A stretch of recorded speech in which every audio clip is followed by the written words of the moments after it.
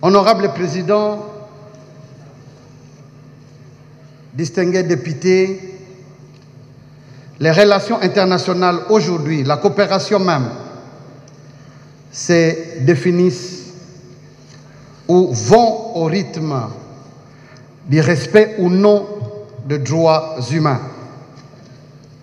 Et il n'est pas étonnant que certains pays, au regard de leur comportement vis-à-vis des droits de l'homme, sont exclus de certains avantages de la coopération multilatérale et même bilatérale avec certaines grandes puissances.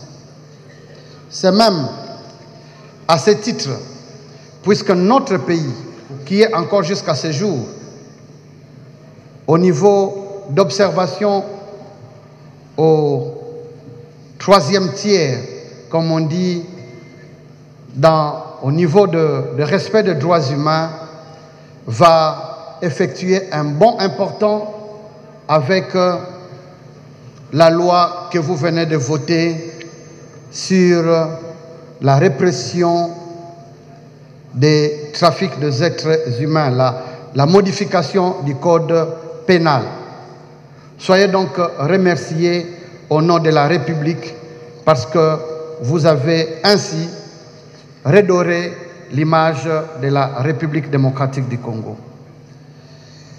La République démocratique du Congo souffre depuis un moment de cette recrudescence de violations des droits de l'homme. Dans son ancienne configuration, il n'y a pas un seul coin de la République qui n'ait été frappé par les violences de tout genre. Si à l'est de la République, au sud Kivu plus particulièrement, même au nord, les viols est même devenu une arme de guerre, le temps nous ferait défaut pour parler de ce qu'ont vécu nos compatriotes de l'ex-Équateur dans le dossier Les Enyélés. Le temps nous ferait défaut pour descendre au Bandundu, dans les Maïndombe plus particulièrement, avec ce drame de Yumbi où plusieurs milliers de nos compatriotes ont trouvé la mort.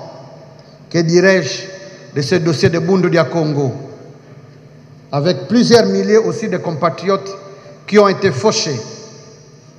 Que dire de cette nébuleuse du Grand Kassai, le dossier Kamwena Sap, qui a fait plusieurs victimes, dont certains ont quitté leur maison jusqu'aujourd'hui.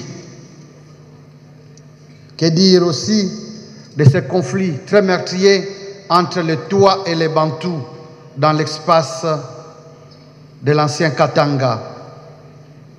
Si les femmes ont été enterrées vivantes à Mwenga, des ventres de femmes ouverts à Makobola et des massacres innommables